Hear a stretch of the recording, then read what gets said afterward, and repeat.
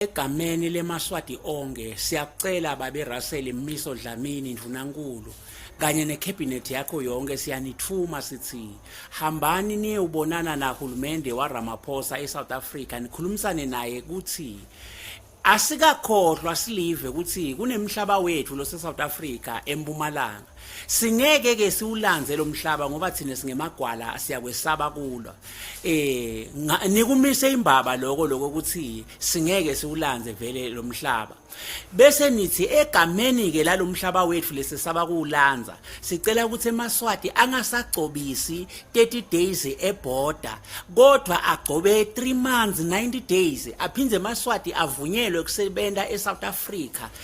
aphindze avunyelwe futhi anikedwe special permits abo 3 years lata uvumela eMaswati asebenze ngekukhululeka eSouth Africa egameni lalo mhlaba wethu lesesaba kuulandza sifana nalamanye emave njengabo Malawi